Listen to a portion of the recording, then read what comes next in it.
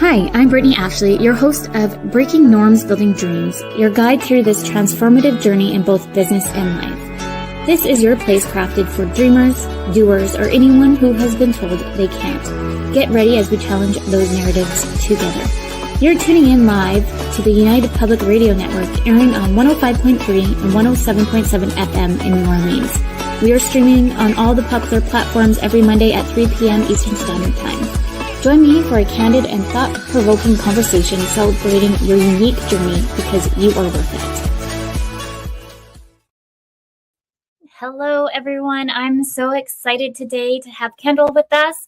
Welcome to Breaking Norms, Building Dreams. I'm your host, Brittany Ashley, and we are broadcasting live on the United Public Radio Network and the UFO Paranormal Radio Network on 105.3 and 107.7 FM in New Orleans. Get ready to escape the routine and join us for the next hour as we break norms and build dreams with Kendall today. I'm so excited to have you. Thank you. I'm excited to be here. I'll do a quick bio. As I told you, I didn't want to go too in depth because I would like you to tell the listeners more about who you are and what you do. And again, I'm so excited for you to be here because we have so many different topics that we can kind of like navigate in. Oh, yeah. So Kendall is an ADHD Certificate Educator from Calgary, Canada. She holds a B.A. in Behavioural Sciences and B.Ed in Elementary Education and is an ADHD Certificate Educator. She was a classroom teacher for 8 years and worked with many students who had ADHD. Kendall was diagnosed with ADHD at the age of 24. Through learning and managing her own ADHD and supporting families of children with ADHD, she's developed the ADHD Toolkit, which I have yet to even dig into. I'm really excited to learn more today about that. The ADHD Toolkit has educated and supported families of children with ADHD from all over the world through a digital course and coaching. A course for adults with ADHD and their partners will be launching this fall in 2024 with additional courses for teachers and young adults coming in the future. I'm so excited to learn more. Thank you for coming. Thanks for having me. This is fun. Yeah. Why don't you, because I did a little bio there, but maybe you can tell us more kind of how your journey kind of started and we can kind of start that way. Yeah, for sure. I grew up in a neurodivergent home. My dad definitely has ADHD, finally diagnosed later on in life, but we've made jokes about it for years. But my sister was actually diagnosed in 5th grade, which for girls in the early 2000s, that was very early. But I was not diagnosed in childhood. I actually had my 7th grade teacher. Oh, that one was far more patient with me than I think I understand, even to this day. But she was the first one to actually suggest that I might have ADHD. I remember being quite offended. And because my parents were wrapped up in my sister's struggles and trying to figure out what was going with her, they actually don't even remember that conversation, interestingly. Interesting. Yeah. And then it wasn't until university when I started researching ADHD more, trying to understand my sister and having an interest in ADHD as a whole, that I kind of went, this might be me.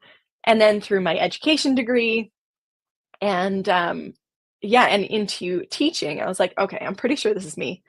I remember one day, I think it was in my first year of teaching, might have been my second, walking to our learning support teacher at our school, being like, I think I might have ADHD. And she went, you think? And I went, oh, it's that obvious. Hey, okay, cool. And so with that started kind of the journey of really, truly investigating it for myself. And it was in my second year as a teacher that life just kicked back and I couldn't cope anymore. Every single day after school, I had to have a nap. Either I would pass out right on my desk or get home and fall asleep. I couldn't do anything else. And so through all of that, I ended up diagnosed at the age of 24 and have been learning about how to manage my own ADHD as well as support my students. That led me to kind of this understanding that ADHD is an incredibly complex disorder, far more complex than what is shown in like the diagnostic criteria. Mhm. And parents, unfortunately, when kids get a diagnosis of ADHD, that's Like, kind of it. Like yeah. some professionals will be like, okay, so you can maybe see a psychologist or like maybe go on meds. And that's kind of where you're left. There's no true education or like exposure Mhm. to here's all the pieces of ADHD, Yes. um, because it's not reflected in the diagnostic criteria. Yeah. That's it. I Yeah, it's through that I developed this like an in-depth training helping parents understand and then doing it through a neurodivergent affirming lens. So Mhm. through the lens of we're not broken and we don't need to be fixed. Yeah. But that being said, the world is definitely not set up for us and it's a struggle to survive, let alone thrive in a Mm. world that is built so strongly for neurotypical brains. We just need different tools and strategies to be able to thrive in this environment. Yes. I love that. And I came across, I think it was your TikTok account actually, Yeah, and I made a just comment to funny. you. I know. I made a comment to you, be like, "Oh my goodness, I wouldn't have reached out to you knowing that you had that many followers on Instagram." It's funny, yeah, because TikTok is definitely by far my lowest reaching platform, and I'm okay with that. Instagram is definitely where I have the majority of Yeah, my community. So, but that's good. You know where to kind of show up and be there, and you can just cross promote. But when I totally. reached out to you, I saw a lot of your content, and it resonated a lot with me um, as I told you, I'm like self-diagnosed with ADHD, and we're doing like a two-part series. So for all the listeners, kind of understand, we're doing this one particularly on kids, Mhm. and then we have a next one. I should have wrote that down.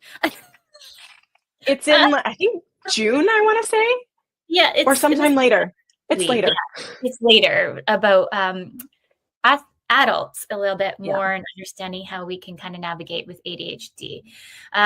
So I'm so excited to have like a two-part series. So please come back and have more questions, but really throw your questions in the chat as we kind of dig into this. But yeah, I Mhm. really resonated a lot with your content because as somebody also just navigating it, not just with for myself, but understanding it for my kids because you might be Mhm. able to touch on this if anyone's listening, because I can see that there's some listeners that it's hereditary.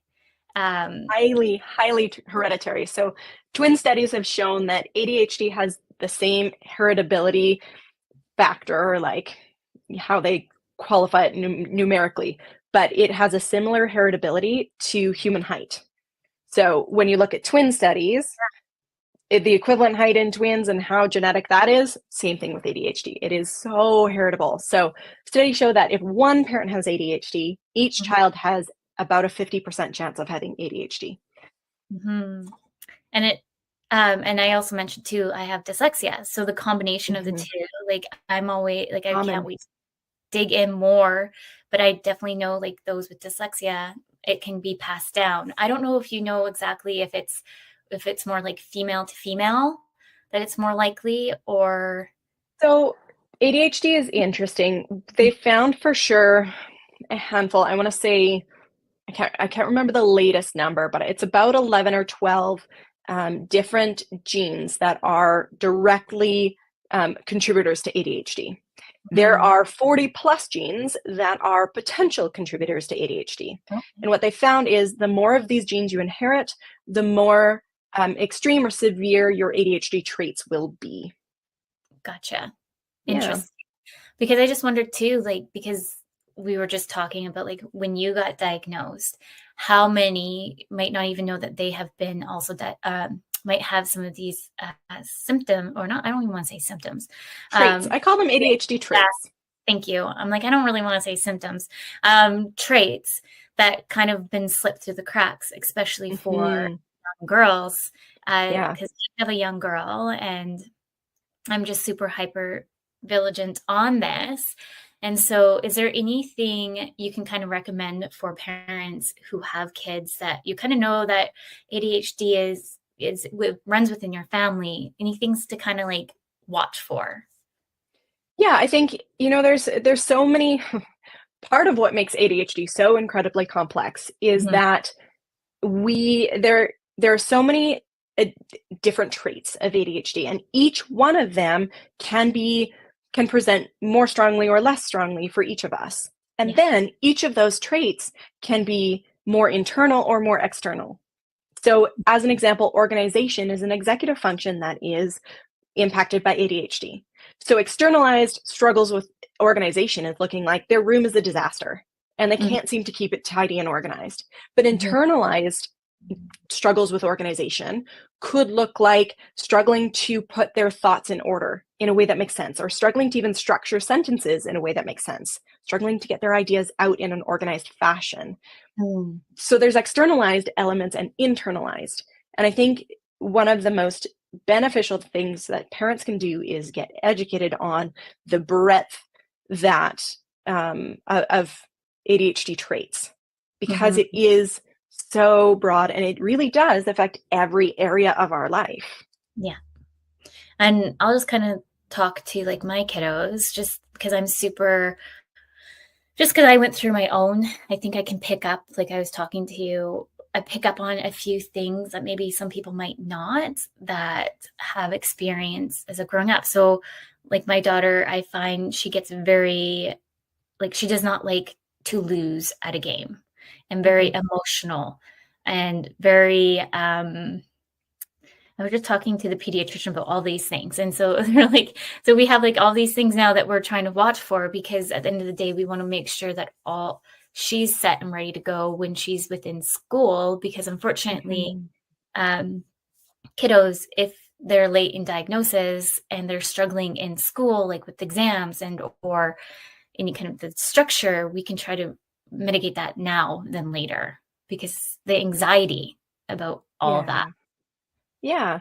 And girls in particular tend to cope with their ADHD by leaning into people-pleasing and perfectionism.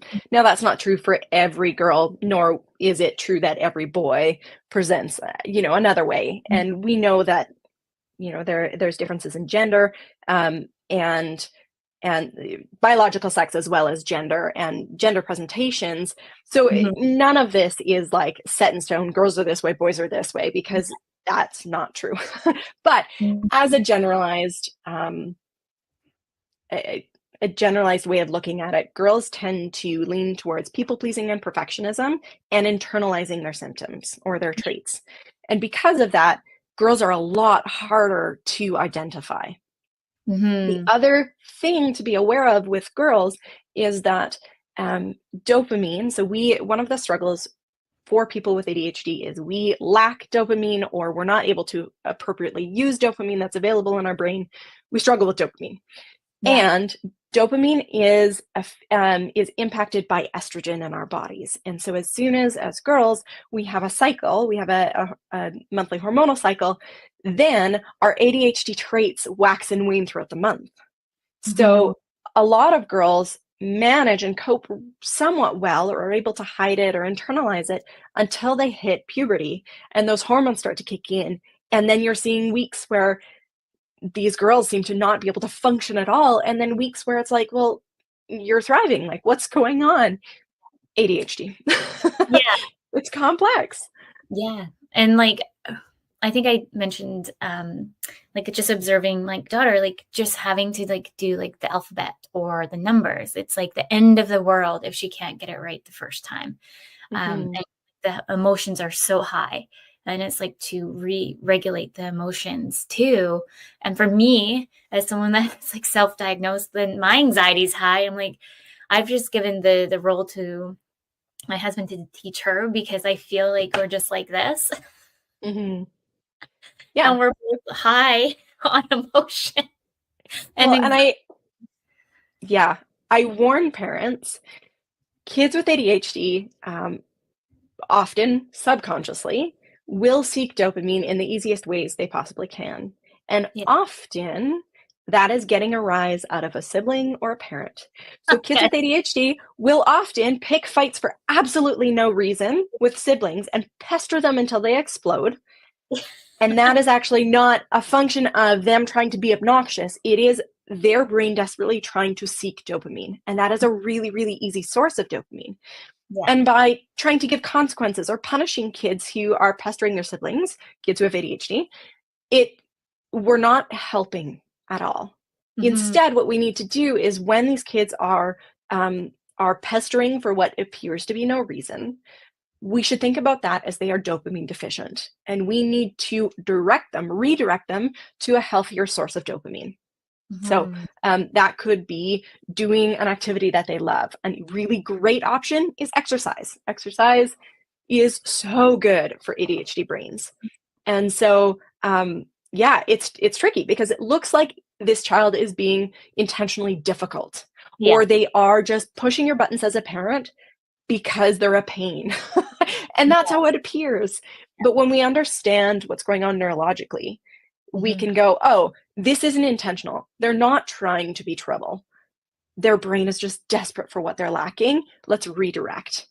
So, I think maybe something that might help the listeners is to go through some broad categories of things that are areas that are impacted by ADHD, or ADHD traits, if you will.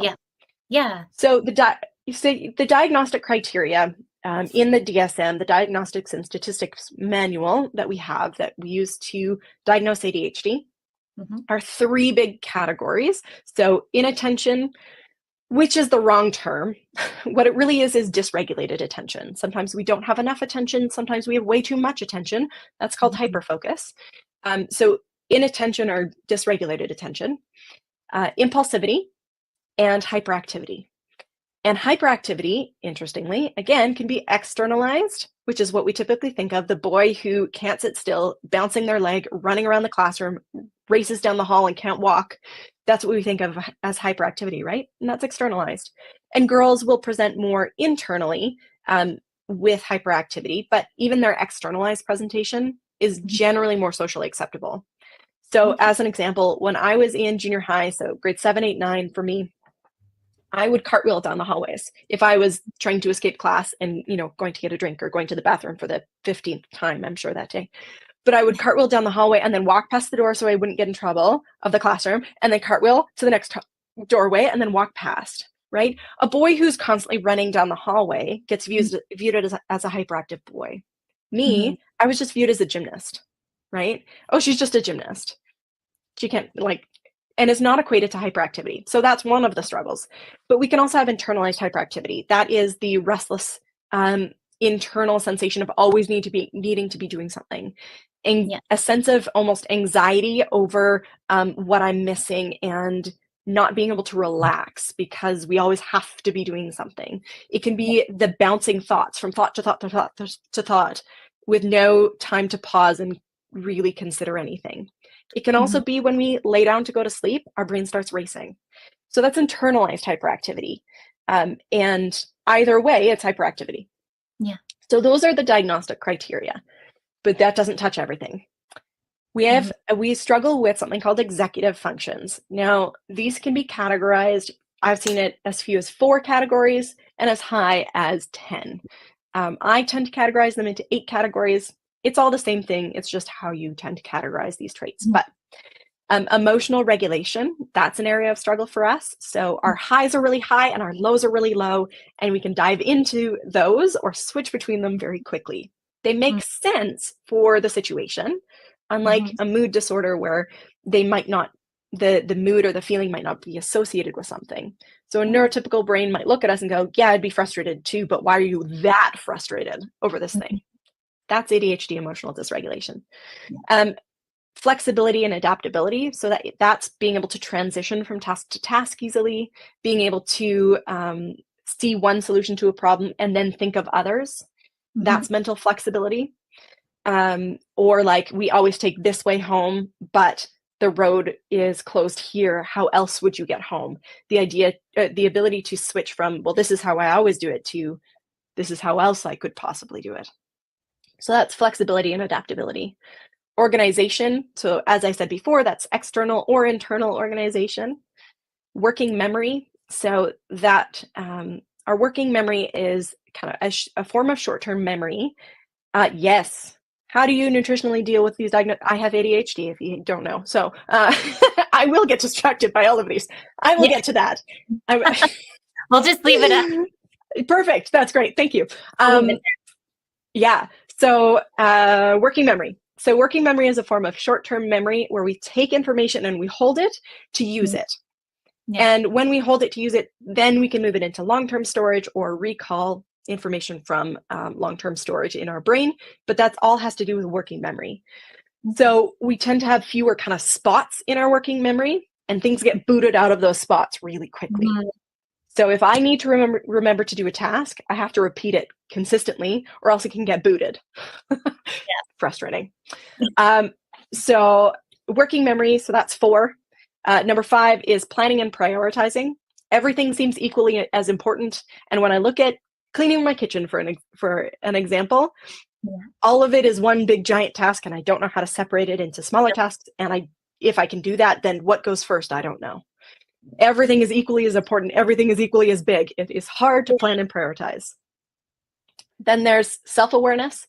So that's awareness of how our behavior, our choices impact others, how others may view us. That's also internal self-awareness of how we receive messages from our own body. As an example, kids with ADHD can take a long time to night train, or not have accidents at night. And that's just because our brain doesn't always receive the signals from our body. We don't know that we're hungry until we're hangry. Or I don't realize that I'm thirsty until I have a headache because I'm so dehydrated. So those internal signals we don't always receive. That's self-awareness. 2 more. Task initiation. And I throw in there task completion. Starting a task can be really hard, or completing the little itty bitty details at the end. That can be hard for us as well. And then the last one, time awareness or management, or what we like to call time blindness. In our brain, we don't see this continuum of time where, this is happening now, and then here's the next thing in time, and there's the next thing. We perceive time as now and not now. And it's like we have no depth perception visually, but time-wise. And I have been off, when guessing what time it was during an event, I have been off by 3 hours or more. That's how my time blindness is terrible with my ADHD. So those are the executive functions in the way I categorize them. And all of those are impacted to different degrees for each of us with ADHD. But it is important that executive functions are impacted for it to be ADHD. So there is another condition that we can talk about briefly later if we want to, that looks like ADHD. It's not yet a diagnosable condition, but there are a handful of researchers that are saying, nope, there's something else. It kind of looks like ADHD, but it doesn't have executive function challenges. It has the inattentive component, and it's something else. So we can talk about that later. But I want to get to Terry's question here. How do you nutritionally deal with these diagnoses? Yes, fantastic question. There's a lot of talk out there in the world about, as an example, red food dye and how it impacts those of us with ADHD. Nutritionally, nothing will fix ADHD. Nothing nutritionally will correct or improve ADHD. But having proper nutrition will take us to kind of our base level of ADHD traits. If anyone, neurotypical or neurodivergent, is eating garbage all the time, is eating poorly, isn't consuming a good amount of protein, that is quite important for ADHD brains in particular, but protein and fruits and vegetables and all those things, if we're not eating those, anybody is going to struggle with attention because our brain just can't operate to its best capacity. So eating well, having good nutrition, making sure we're getting adequate sources of protein and vitamins and carbohydrates and all the things will ensure that we are operating at the best we can at a base level of our ADHD traits. No study has shown a significant improvement with any sort of diet, any sort of supplementation for ADHD. There are mild improvements with high doses of omega-3s. So that is something that we can add in to support the ADHD brain. There's a few different minerals that we can be at higher risk of being low on. One of the biggest ones is iron. Some people with ADHD, for some unknown reason, are more likely to be anemic or have low iron storage. So that's something that can be tested with a doctor, and we can supplement appropriately for the level that they're at. Mhm. And then things like red food dye, there's a few people out there, not just in the ADHD population, but in the population in general, that react poorly to red food dyes. It is an extraordinarily small number. And so a very small number of people with ADHD will find Mhm. that their symptoms are exacerbated by red food dye. But it's not the vast majority of us. And except for those few people, it doesn't improve anything for most of us. So Mhm. that, yes, I have heard of Dr. Amin, and I have issues with some of the things he says. Some of the stuff he says really, really lacks scientific rigor behind it. I think there's a lot that he does well. A lot of his discussion he does well, but there are a lot of concerns out there in a lot of the research community about some of the stuff he says. And there are similar people who talk about ADHD as only trauma, and that is also not justified in science. Yeah, so there's a handful of people out there that will tell you that it can be resolved with How about just supplementation, but it's not. yeah? There are How about actually sorry, I'll just add one more thing. There are brain structural differences that we can note, Mhm.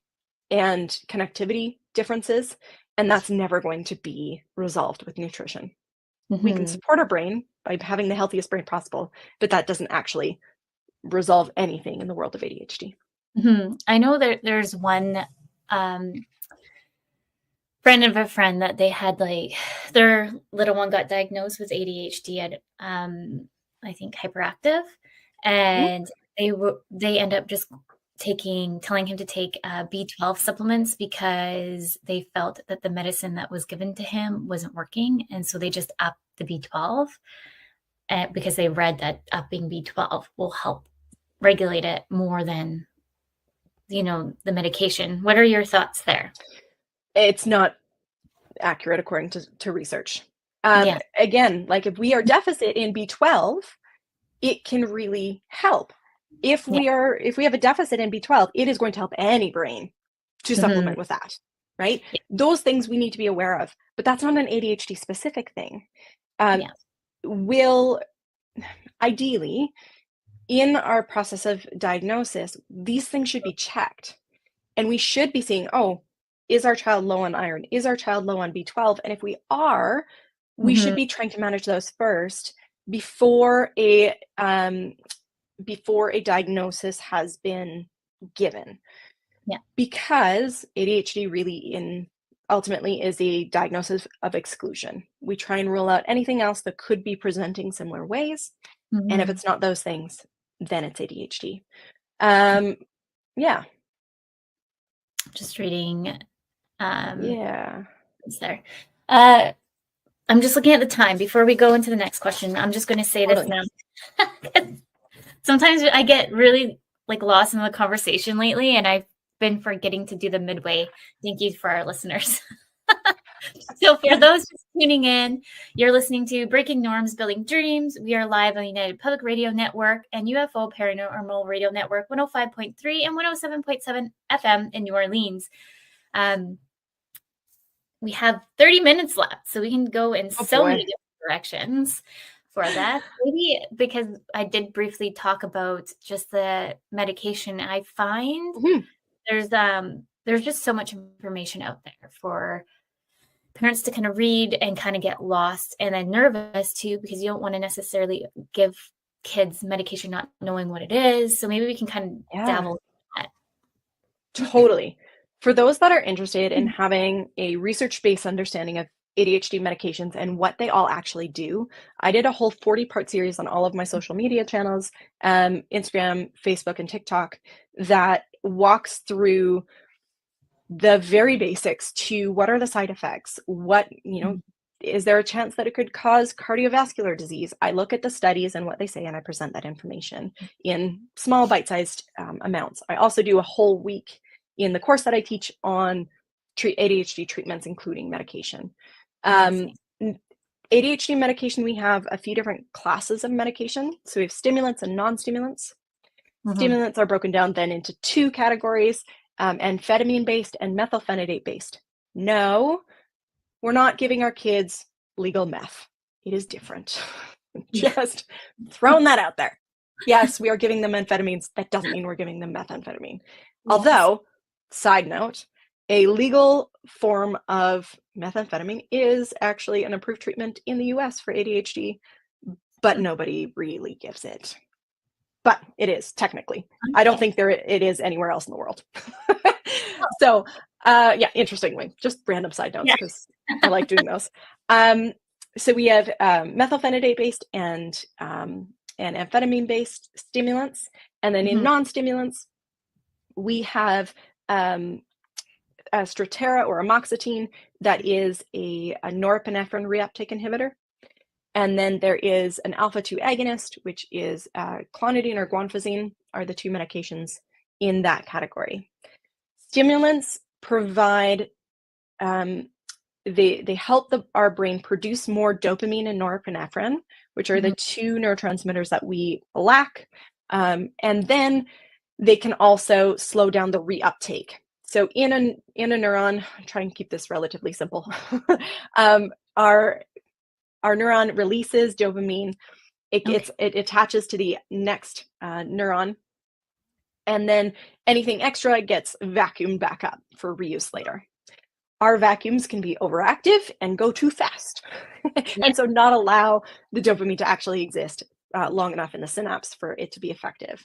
And so what the medication does is it helps create a little bit more and then slow down those vacuums, so there's more available to us in that synaptic gap. The other medications, so Strattera or atomoxetine, it is a norepinephrine reuptake inhibitor, doesn't do anything with dopamine, but it just slows down the reuptake inhibitor, the vacuum, for norepinephrine.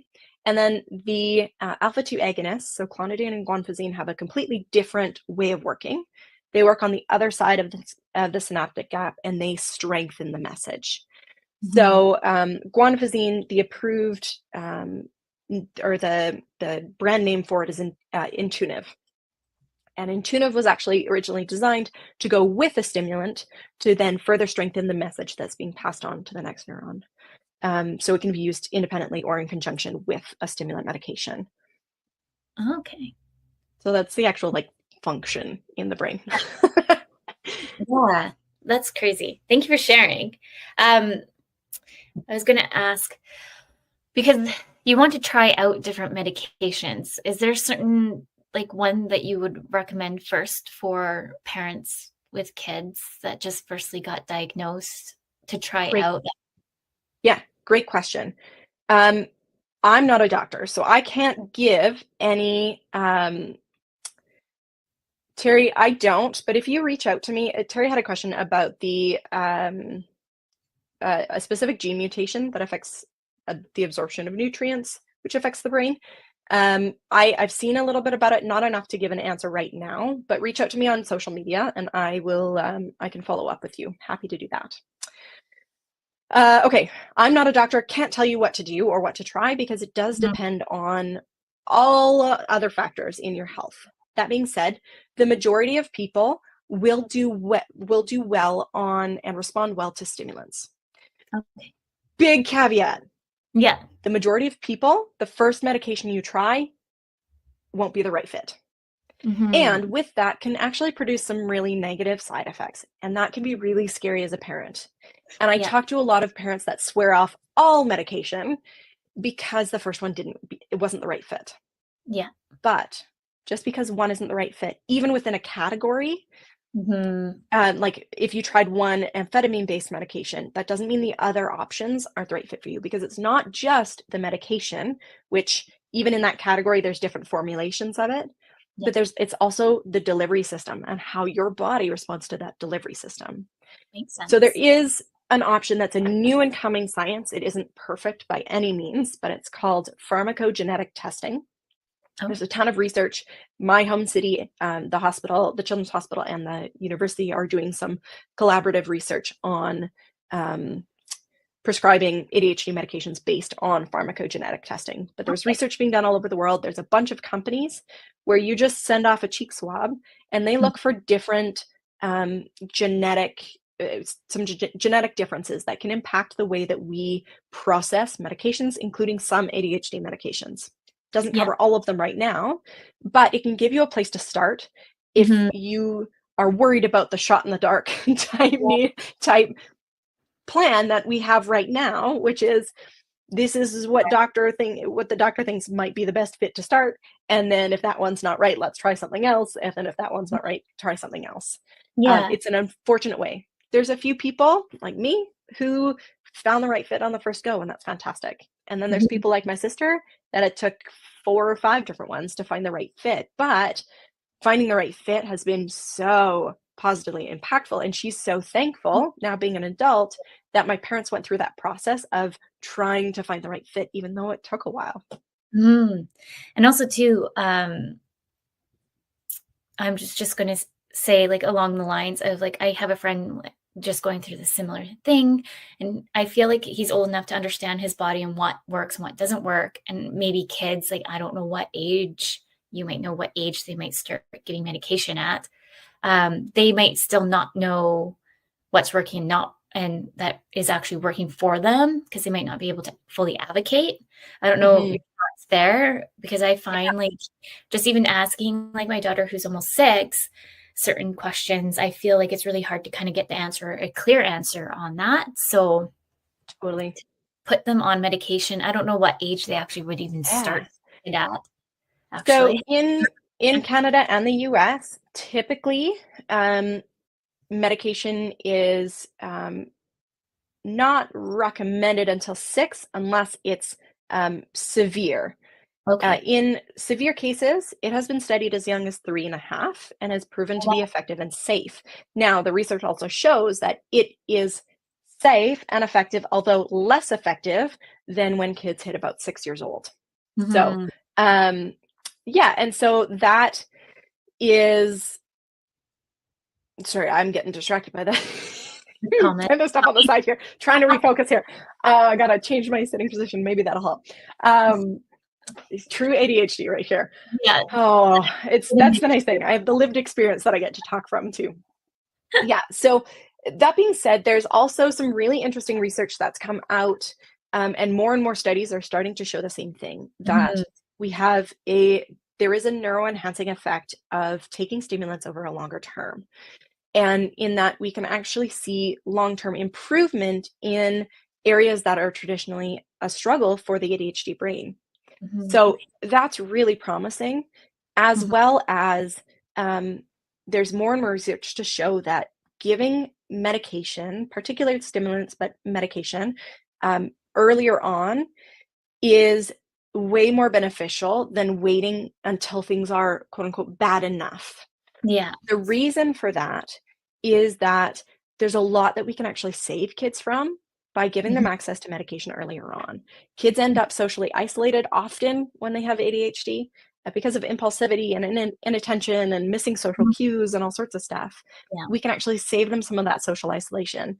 We can save them from becoming behind in school. We can actually, research shows that taking stimulant medication for teens with ADHD, particularly through the teen years, reduces the risk of substance abuse, alcohol and drug abuse, and smoking. And so there's a lot of things, and we can actually possibly prevent the development of oppositional defiant disorder, anxiety, and further development of anxiety and depression in teenage years. So giving kids access to medication, to a medication that gives their brain what they need to be able to do what's required of them in school, to be able to socialize, not that the way we socialize is wrong by any means, but experiencing that social isolation because of our impulsivity can be really, really beneficial. And there was another part of, and then the things you'd be looking for as a parent are things like emotionally, if rather than seeing a bit more emotional control, you see less emotional control, that can be a sign that it's not the right fit. If you're seeing increased anxiety or depressive type symptoms, that's a sign that it's not the right fit. If ADHD traits and struggles like focusing in class aren't improving, that probably means that it's not the right fit. And there's other factors. Rage, sometimes, like anger or rage, that can be another factor of the meds not being the right fit. So Yeah. Thank you for that. And I find too, like, it makes any parent nervous to start something like that, because there's just so much to research, and you hear sometimes a lot of the negative. You get kind of thrown into the social media landscape too. Like TikTok has all their own stories over here that you have to really research, because you can go into a black hole. And so it's really important to do, I think, your own research as a parent. Like, we're going through with the pediatrician now, actually, both kiddos, well, let's hope, with my one. My son is scared of needles, so we have yet to get blood taken. But with my daughter, I've requested to check the iron, just check everything else, just because of certain signs that I have seen. So, and then just making sure to cross the T's and making sure we can get things going as much as possible now. Luckily, we have a pediatrician to help us with all of us. And I just want to say she's the sweetest lady I've ever met. To help. Nice. Yeah, it helps to have me too when I'm in there. Yeah. Some doctors can be really, really wonderful. And it's tricky. It's tricky to find the right information. There's a lot of misinformation online, particularly about ADHD medication. There's a lot of fear mongering. And I think a lot of us think back to, what we experienced in school, where you saw a kid on ADHD medication, they walked around like a zombie. And that shouldn't be the case. That's a sign that it's not the right fit. And so, or we're being over medicated, and it shouldn't be that way. And there's so many more options available now that are formulated to manage some of those struggles, the crash afterwards, or give an alternate, so that we don't have to exist like that, because we don't, and we shouldn't. That should be an unacceptable side effect and a good sign that, nope, this is the wrong thing, try something else. And finding people that have the information that they're giving you is backed by research is really important, because the fear mongering online about what so many people see as such a vital tool.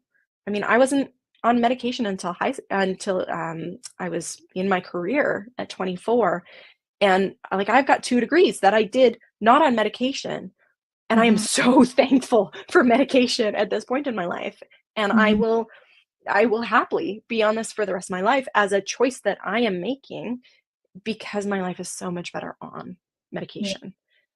So there's a lot of fear, and I get that. I encourage people. I did this 40-part series not because it was a hit with social media platforms. They were not happy with me that I talked about this for so long. But my goal was to provide parents with free, accessible information that was research-based and real and true. And I'm not okay with the fear mongering out there, because parents have enough on their plate. You've got enough overwhelm, and ADHD medication isn't the right fit for everybody, but it's like glasses. It's like giving our brain glasses. It really is what it's like. It's not this scary, well, you failed as a parent, so now you have to medically straitjacket your child. That's not what it is. And nor should it appear that way. It's just another tool in our toolbox. Yes. Because you said that you were a teacher for about 8 years. Do you have, if there's any teachers out there listening, because I've had friends who are teachers ask me questions of how do you kind of spot one in the classroom? Because I find, or how to provide aid for them in the classroom. So the one example I know, what we put in my daughter's document, she gets easily distracted.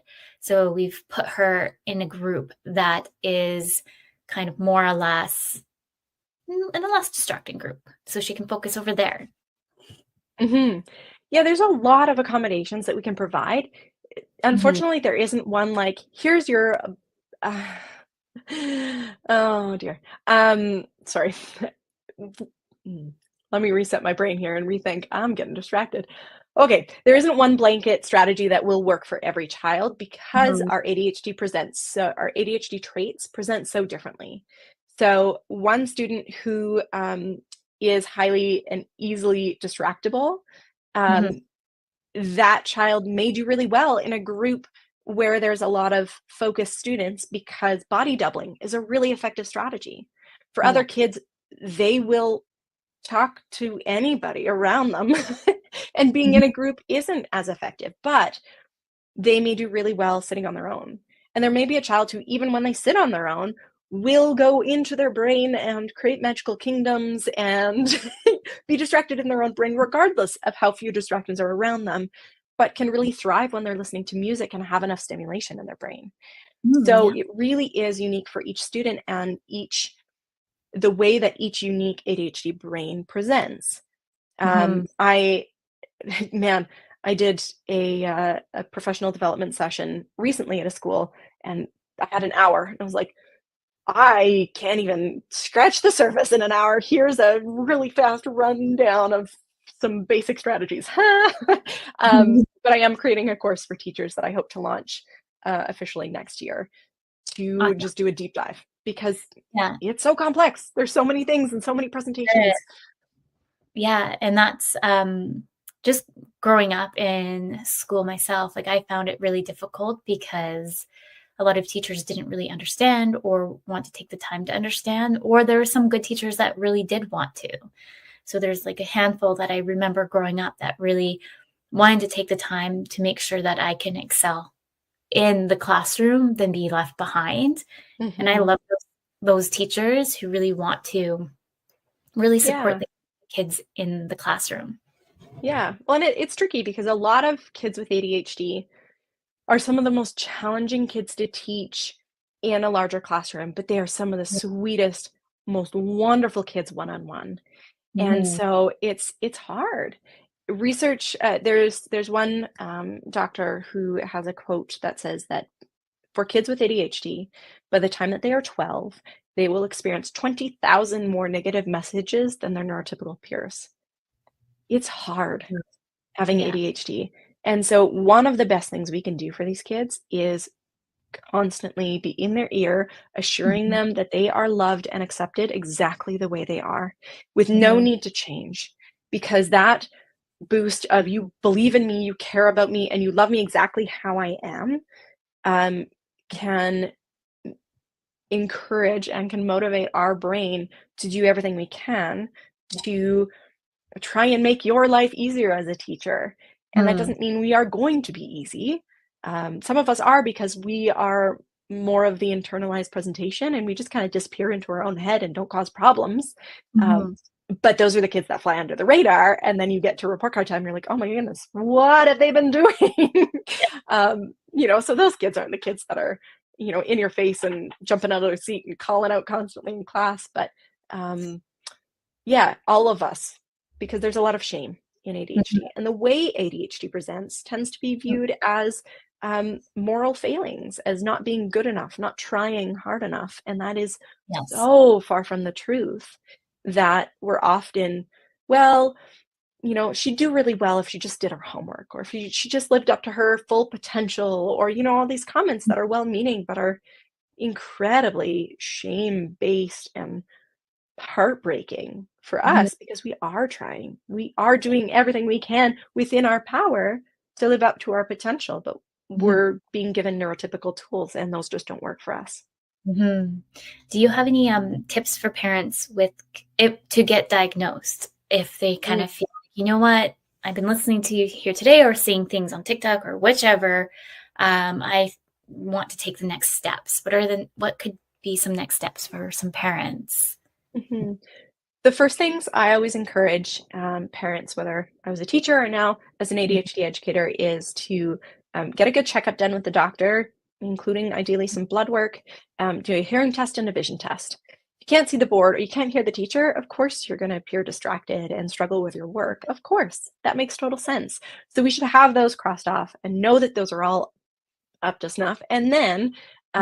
um, in the US and in Canada, it's not the same all around the world, but for us in the US and Canada, typically family doctors are able to diagnose, pediatricians are able to diagnose. There are psychologists that will do a full formal testing suite called psychoeducational testing, which leads to a psychoeducational report, which can diagnose ADHD amongst other learning disabilities or other mental health concerns or conditions. And then a psychiatrist is the other person who can do very similar testing, and they are just also able to guide you on that medication journey. But your family doctor or pediatrician could also do the medication journey. So if you are looking like we need help right now, we are drowning and struggling, go to your doctor. That is going to be your fastest route to diagnosis if your doctor is comfortable diagnosing. Most pediatricians are.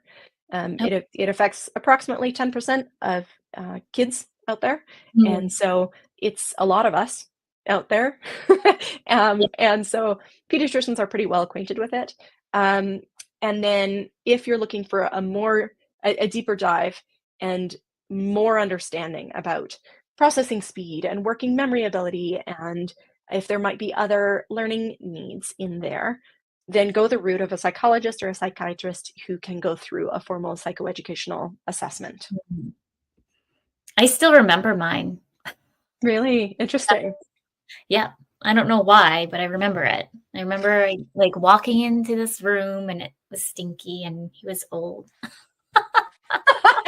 That's funny. It was like 2 days. Like, I don't know why. That's what I remember. Yeah, totally. For a while, we had a psychologist at our school where I was teaching who knew that I had ADHD. And of course, teachers have to fill out these forms. And she'd hand me another one and be like, okay, I can do this. Do you want me to just read it to you and I'll fill it in for you? I'm like, yes, please. Thank you for accommodating my ADHD. I appreciate this. So, yeah. Amazing. I'm just looking at the time here. I had like maybe you want to talk a bit about your toolkits for, because we haven't really fully dove into that. So anyone listening, they can go into your website and get all the stuff that they need. So 3 times a year, I run the ADHD Toolkit for parents, testing right now, one for adults, and there'll be a teacher one and a young adult one eventually down the road. Amazing. But it's a 12-week super deep dive into ADHD. So I go through, week 1 is all about ADHD. Week 2 is all about treatment. I look at what works research-wise surrounding treatment. And then week 3, I go through some general strategies. Week 4 is parenting, and then we deep dive into traits. And then the last week, we talk about how do we work with the school? What accommodations can we ask for our students? And parents continually report back to me that they, through the course, become far more educated on ADHD than the majority of educators out there. The majority of teachers receive, unfortunately, very little training on ADHD. And so I walk through everything, and I do it from a neurodivergent affirming lens where I say, look, we're not denying the hardship, but we also acknowledge the beauty that is the ADHD brain. We have beautiful pieces. And if I could wave a magic wand today and get rid of my ADHD, I wouldn't, because I love the beautiful parts of my ADHD brain. There are, anyways, there's such unique pieces. So I highlight all of those throughout the course as well. So it's give it 12 weeks of deep dive information in video format because I hate reading and writing. So I'm not giving that to anybody. I'd rather record. I make my prepared notes and then I talk. But I put them into smaller videos, anywhere from like 5 to 15, maybe 20 minutes at longest. And then that's delivered weekly with a few content breaks throughout for people to catch up or take vacation or whatever. And then from there, I also provide group coaching. So the ability to get on to calls with other parents in similar spots to you with the same learning as you and ask questions. Or I've had parents say like, hey, things fell apart this weekend. Here's what happened. Can you help me figure out what I can do better next time? Or how can I support my child through this emotional event or this struggle with managing their Easter candy or, whatever it is. And we walk through it together. There's so much benefit from seeing other parents and hearing other parents' questions, because often other people ask the questions we didn't know that we should have been asking. I had one parent when I was testing the course, actually walked me through their child who was really struggling with having a very negative mindset and complaining all the time and that kind of stuff. And so I was walking the parent through and said, we know that depression is comorbid with ADHD. They go hand in hand sometimes. You really need to have your child assessed for depression, along with here's a bunch of strategies. And another parent on the call went, oh my goodness, that's my child, and went and had their child assessed, diagnosed with depression, and then they accessed medication for their child. And for the first time in 3 years, they saw the light at the end of the tunnel because of what another parent asked. Right. So the beauty of group coaching and getting together. And then I have a private community as well on Facebook for parents to get in and support each other and celebrate the wins and commiserate in the hard together, because that's important too.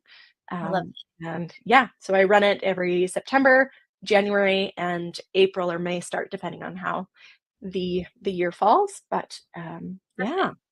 That's so exciting. And then I have up here, register for September's cohort. Did you want to talk a bit more about that? Because it closes at a certain time, or is there a wait list?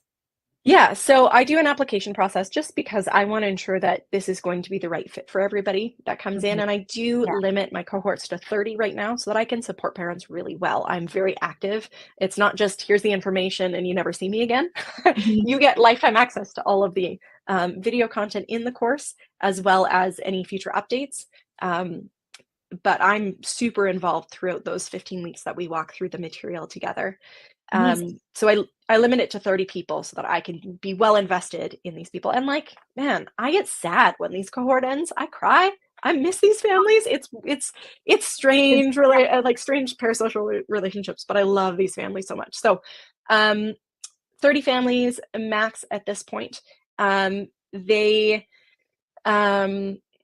So I have an application process. It is open from now until the course is full, or we start, which is, I believe, September 9th is the start date for this cohort. There's right now I have a 6-month payment plan available, and I'll have that available until until the end of June. So if people are needing that extended payment plan, that's available. Otherwise, you can save a little bit if you do a single payment, or there's a 3-month payment plan always available as well. Yeah. And then for this freebie that's on the screen, this is a part of I think almost 20-part series that I did on social media. If you want to check that out, about our kids with ADHD who fall apart after school at home. This is called Restraint Collapse.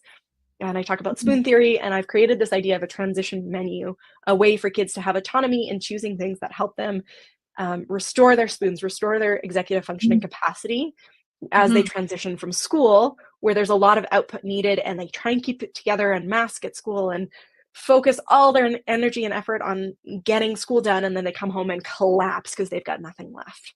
So a way to transition a little bit more smoothly. That's amazing. I'm going to check that out for sure. Yeah. Well, thank you, Kendall, for coming in. Thank you for all our listeners, the questions. Thank you for everyone who did participate, because we had a good chunk of questions coming in there. The United Public Radio Network and the UFO Paranormal Radio Network. Next week, we welcome Nadine back, our life coach, with a special guest, Ruba, and we're going to be talking all things parenthood, struggles, and motherhood. It's going to be a 3-week series, really, of all the good stuff. So with that, until next week, remember, your journey is unique and your worth is unquestionable. Thank you, everyone.